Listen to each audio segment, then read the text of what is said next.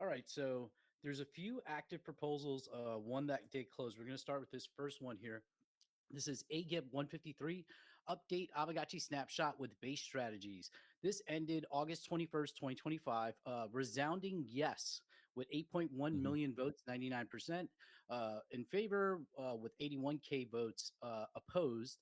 Coder Dan, do you have anything that you want to add to this about this proposal passing? No, this is so Pretty I'll straightforward. be working on this next week. It's, starting to migrate things over. We'll do it all at once. It won't be like piecemeal, but I'll start working on the code for it next week. Shouldn't take too long. I'm hoping. The code's kind of already written, but we just need to be mindful of anything that's different on base compared to Polygon. Yeah, excellent. That's cool. We will be moving our voting snapshot stuff. This is good. Polygon actually was in the a little bit on the Good. timeline. Yeah, Just did you see yeah. that? I was like, I knew that was eventually gonna surface. It was pretty funny. I mean, I guess his rationale and why they didn't want to spend it kind of makes sense, but at the same time, it's like an fu to DAOs that are on. But I guess we were like the only DAO on Polygon. I guess so. They don't really care.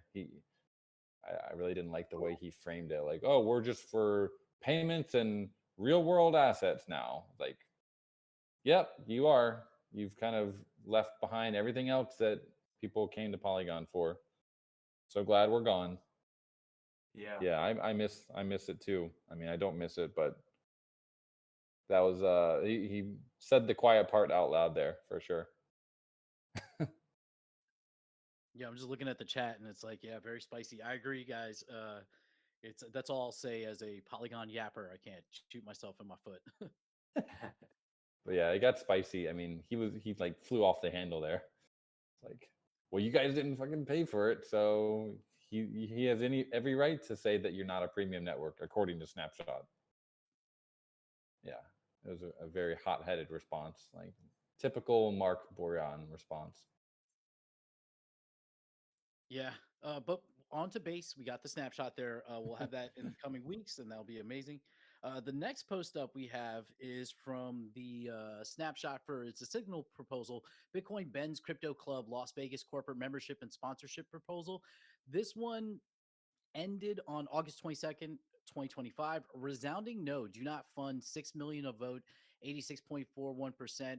It didn't meet quorum either, so it only got to 97% of the vote, but resounding no with the other options getting smaller bits. So if Miggy hears this later, I don't think he's in the audience. Maybe go back and try to refine your proposal, show the value that this will bring to the DAO, and less options. This has one, two, three, four, five different options for voting, which is going to split your voting. Unfortunately, everybody was a resounding no, so it didn't really split it that much. But yeah, if you want to, give it another shot.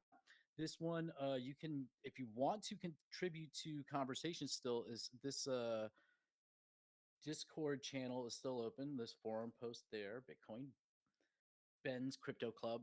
The next snapshot vote that we have is the Rarity Farming Season 11 and 12. This ends on August 24th, so there is still 36 hours remaining to vote if you wish to vote.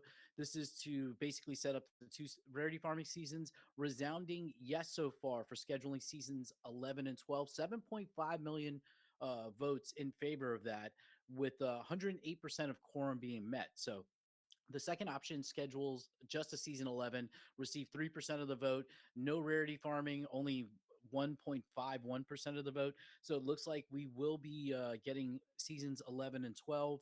I don't know if Phantasma has anything that he wants to say about this, like if there, or Coder Dan, structurally, if there's anything that changes since it's on base. I'm assuming it's all pretty straightforward, right? We're just going to run a rarity farming season and then another one, and we'll, kind of just go from there.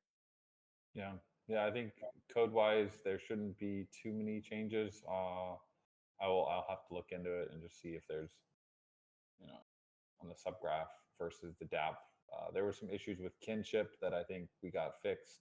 Thanks to VR Dev, VR Gotchi, Crypto Gotchi, whatever your name is now.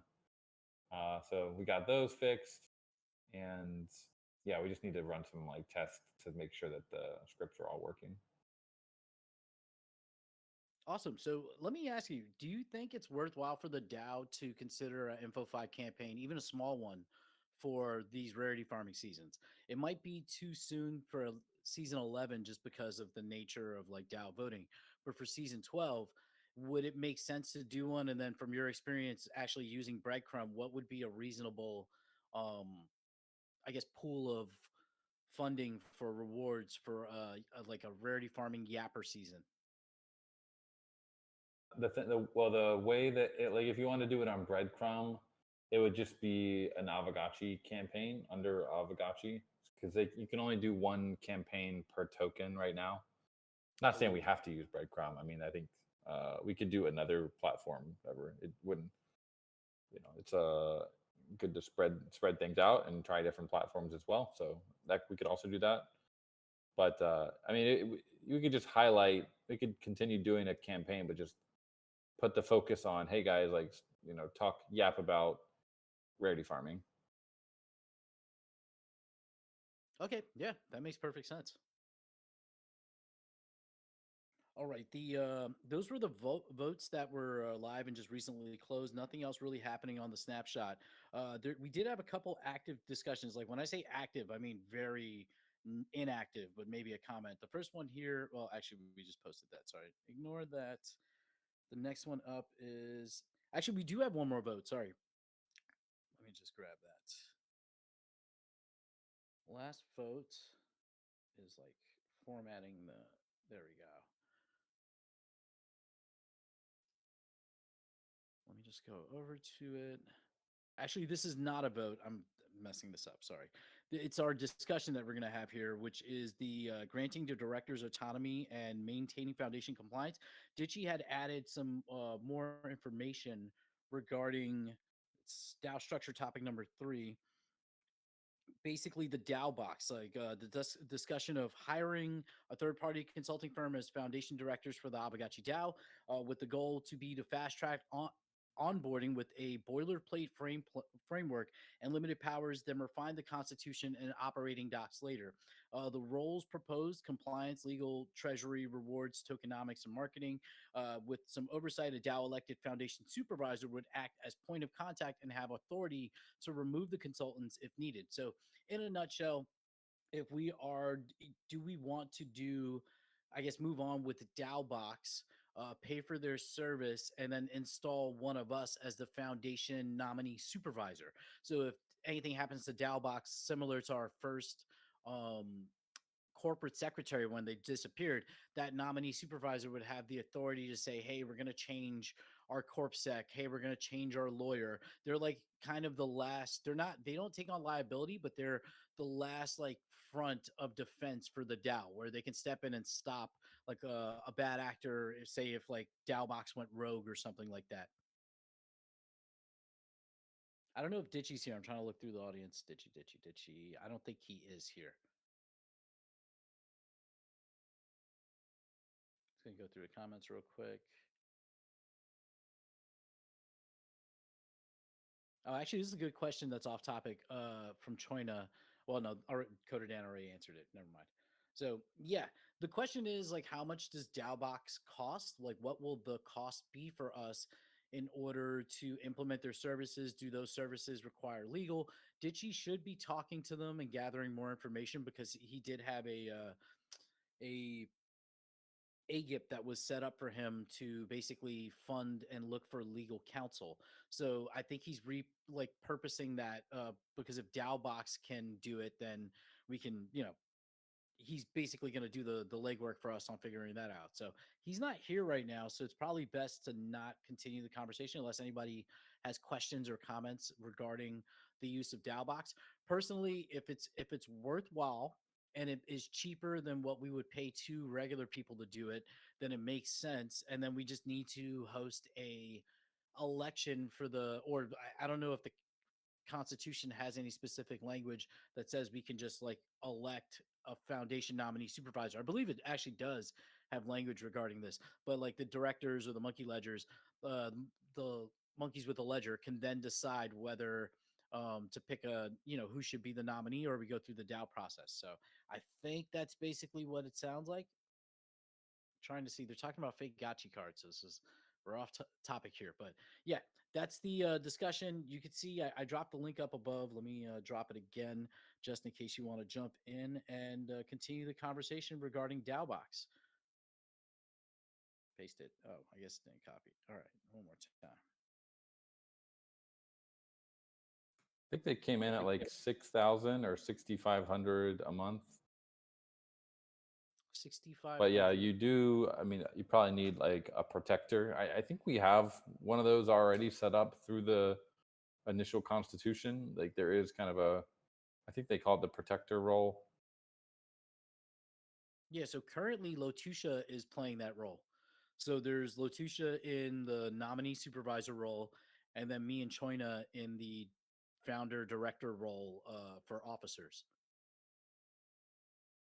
So basically, DAObox would take over for me and Choina, and then we would insert somebody to replace Latusha to be our watch guard. Now, that nominee supervisor, Latusha's providing that service for, I think, 2K a year. So theoretically, we could also continue to use Latusha on the cheap and have that, but it's probably best to have somebody from the DAO doing that just because it's aligned. I mean, another fail safe essentially. But 2K a year is cheap. So we're talking 70 over 70K for DAO box. Is that palatable to the DAO? Like paying $70,000 a year, we kind of have everything taken care of.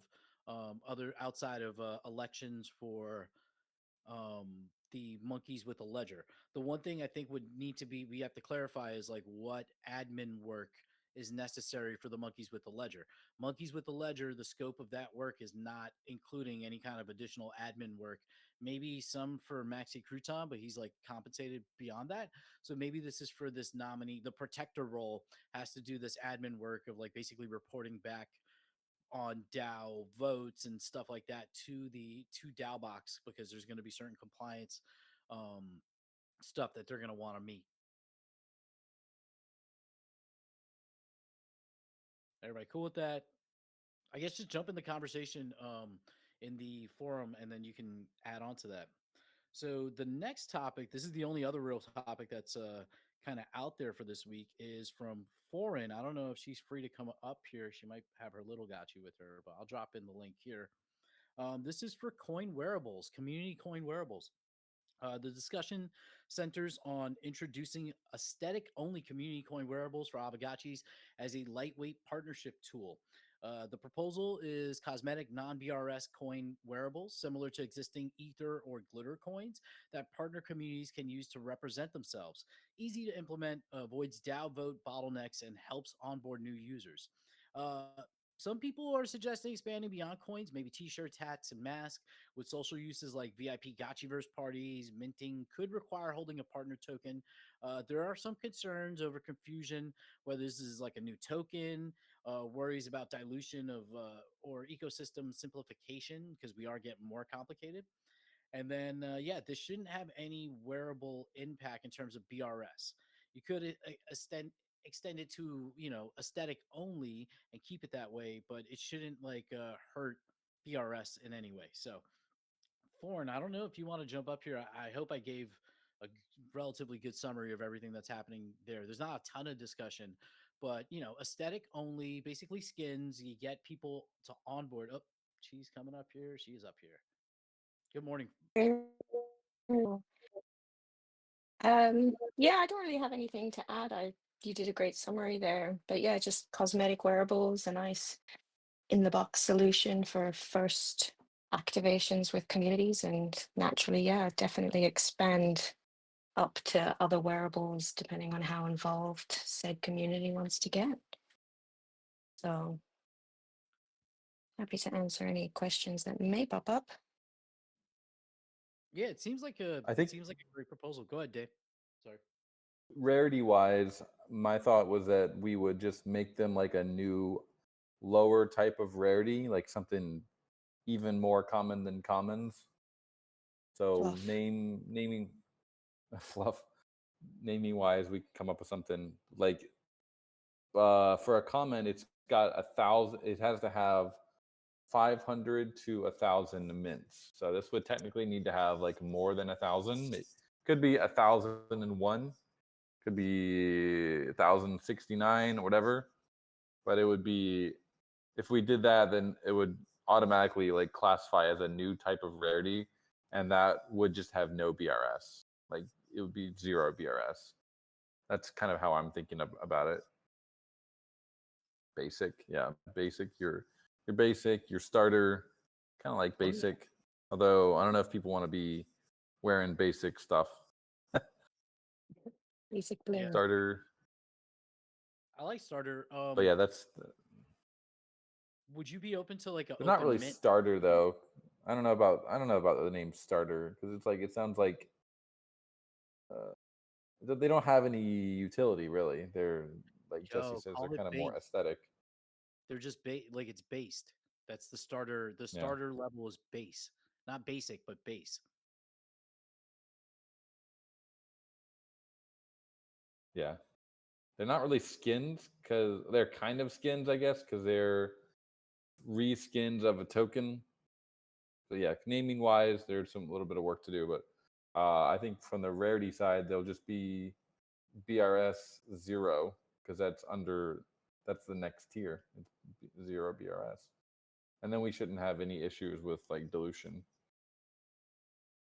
Would you be open to like it being an open edition, like instead of it being capped at like because they don't have any use case, it's just like kind of a flex and a The partner. thing with open edition is that if we did an open edition and they came in at only 70 of them were minted, technically by our own standards, then they would be like mythicals or legendaries. So I don't like the fact that there is an unknown cap because then by our own standards as a protocol, unless we changed and added like a whole new type of wearable, which Your I different don't, collect have to be totally separated. yeah. Otherwise, the problem you described kind of makes sense. It's like, Well, the way I think about it, it's only a mythical in that community. It doesn't mean anything to us because it's just aesthetic. But if there's only 70 of them and you're a collector, then it's mythical. It's like, oh fuck, like you're not But really it's still a collecting. wearable.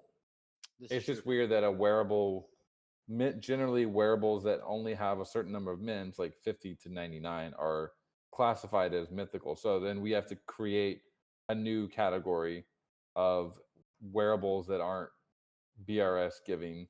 So that, I mean, this is what my original starter wearable proposal was basically, and people didn't seem to like it. Yeah, I'm not too worried about like the print count though, because if we know it's like a free edition and only 70 came of it, I don't think those 70 people are going to come banging on the door and say, "Hey, I need traits to make this mythical for rarity farming," because this is a mechanic outside of rarity farming. It's just like, yo, Yeah. you are one of 70 with the the butthole token, wearable skin, the base starter pack on Aavegotchi. Like, I think that creates a secondary market that's separate from our mythical stuff because you can always call it a mythical, like a mythic partnership skin, but it doesn't convey any value other than the fact that it's like seemingly rare. Hopefully, a secondary market pops up for trading, and then you do your thing. But yeah, I could see why open edition would suck. What if it was an open edition with a distribution? Like, if it has to be at least 1001. If it's less, then you'll print and uh, you know distribute the rest of them. Hmm. I guess it depends on the cost of like what it what each of these will go for. It could be raffled. Yeah, I was thinking. I mean, we would mint like 1,001 of them, and then we would distribute them somehow to these different communities that we're partnering with for the wearable. Obviously, I mean, give some to Gotcha Gang, give some to their community. Just do like mutual partnership with them.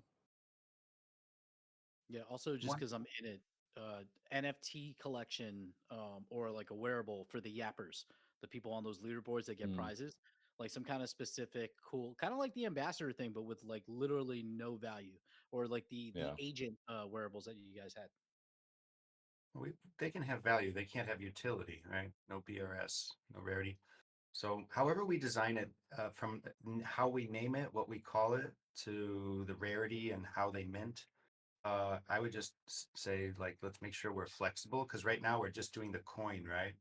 But this kind of sets a precedent for maybe there will be others in the future. Who knows? So we want to design this with some future proofing in mind. And I mean, I don't know. I'm seeing a lot of good suggestions here. Partner wearables is good, but then like it doesn't immediately convey to me that there's no utility or BRS. Mm. If you say aesthetic or cosmetic, I don't know anything else, the context of why it's being minted, but I do know it's just cosmetic. So it like keeps you out of trouble in that way.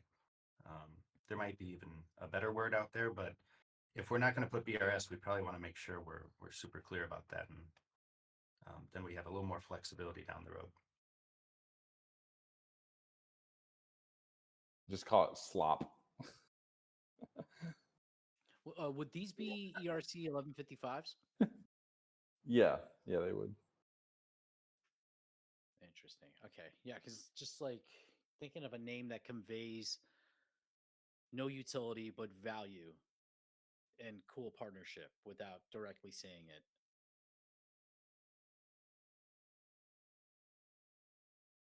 Yeah, I know. Well, Yeah, I mean, Skins is a good name. I think it doesn't sit because skins generally don't have any utility, but they do have value. So I mean, Skins is definitely a leading contender. It's just like it's a skin, and skins have to have at least 1,000. So the level above a skin is a common. Yeah.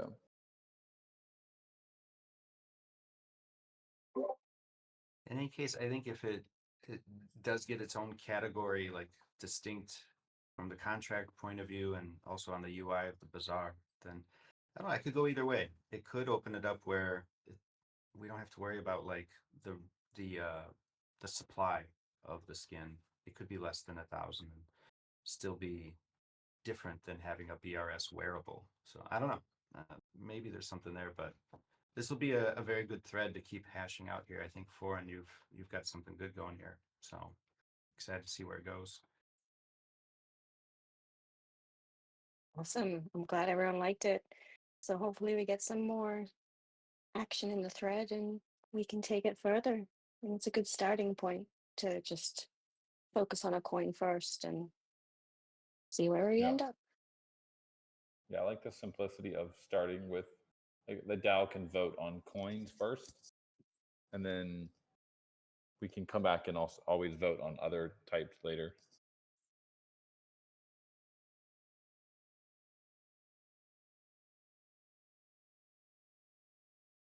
yeah, that sounds good. You know, Friend, one last random idea on this. If it's just the coin and we're very sure of that, then we could like imagine going to the bazaar and it's like there's just a section for coins, but they're not actually ERC20s. They're all 1155s that the gotchis carry around in the verse. So what I'm saying is like then you make it so like you don't call it cosmetics, aesthetics, skins. It's just coins, and then like that could become a whole thing. Like we just people could design their own coins. You could take it crazy in that direction and just go hard on the I think coin that's where Phantasma was like saying, is this going to become like a weird, like new asset class? There were in the thread, he was like, weird, but it would be a new asset class if we went that way. Yeah. Yeah. I don't know what's weird about it, but it would be a new asset class. It would. Make It it a would. full What I like about that is it bypasses completely the wearables like debate. Like you Mhm. equip them, you wear it like a wearable, but you just don't even think about the BRS and rarity farming. So it becomes its own thing. Maybe a bad But it would- idea. right. But it wouldn't have any like value related to the actual token that it's like representing. I don't think so. I mean, unless they wanted Yeah. to get no, it's basically a skin, but they're just all coins. Right. So Yeah. You could make it a 404 and stuff it full of whatever the coin is Yeah. That's, inside of it. yeah, we're not going to get too big brained with it. Yeah, Okay. it's even more complicated. Yeah. I want to move to the left curve. We need to do more left curve stuff. Yeah. I just Balance I it would out. carry something and not worry about BRS and all that. Sounds good. Yeah. Feels good. That's Yeah. all it's got to do. Yeah.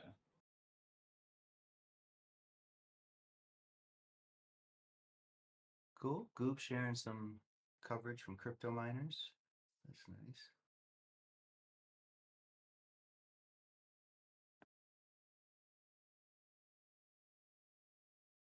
Well, cool. Anything else to add, Foreign, or we just keep that thread going, right? Yeah, that's all I got. Keep the thread going, the ideas rolling, and who knows what will happen.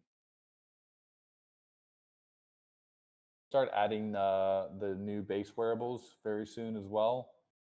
Via schematics. That's my next workflow to kind of optimize and get down to a science, so we can try and automate it as much as possible.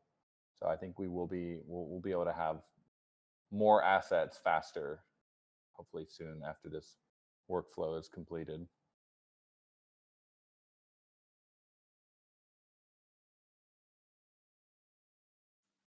That's awesome. Yeah, friends, I dropped the link to the community coin wearable discussion if you want to jump in there and drop some opinions. I don't think there's any other discussion topics, unless I'm mistaken, that were discussed in the forums. Is there anything that we're missing before we wrap up here, friends?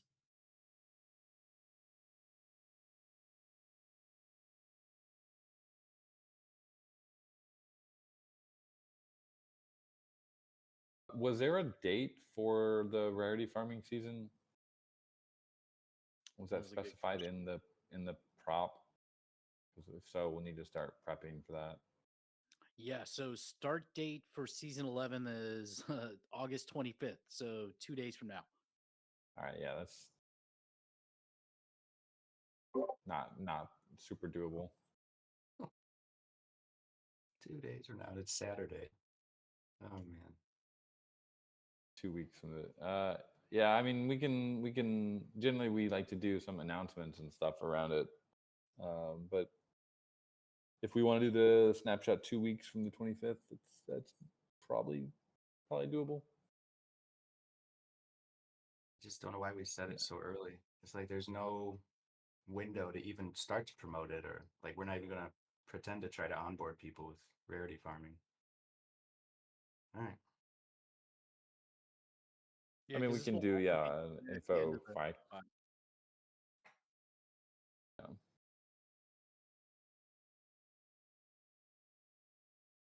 All right. Well, So shall be done. can I ask on Thursday, we can talk to Breadcrumb. I host a space on Thursday at 2 p.m. Eastern. Can y'all come on and talk about rarity farming? Because it'll be your campaign will still be ongoing for Breadcrumb for that first one, at least I think for a couple more days. I think you make it to Thursday, so it could be that you make the announcement then, even, and just announce it as the snapshot started on the 25th. We're announcing it today though, and in 2 weeks we have our first official snapshot. Mhm.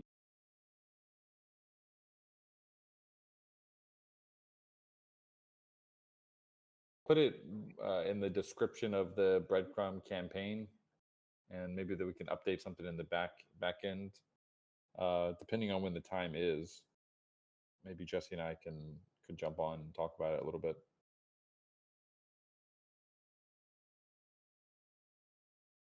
I think for most of the breadcrumb guys, like, it's kind of out of their budget. For they're not really going to be buying 5,000-10,000 USD worth of like gotchis and wearables. So I don't know how much effect it'll have, but I mean, we can talk about it.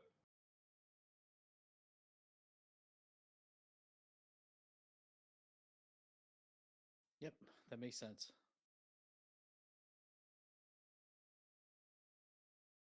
Is there anything else that we should discuss before we close out here for the weekend?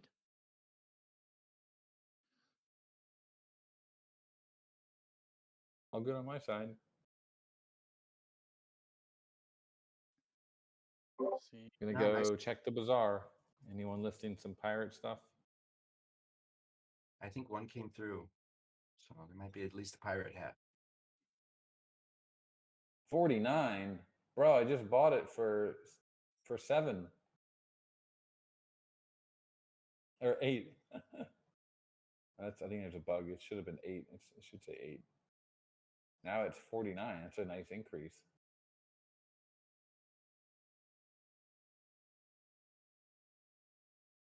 guys, let's not front run the devs on this. Devs are trying to do something We're trying to help. for a good cause.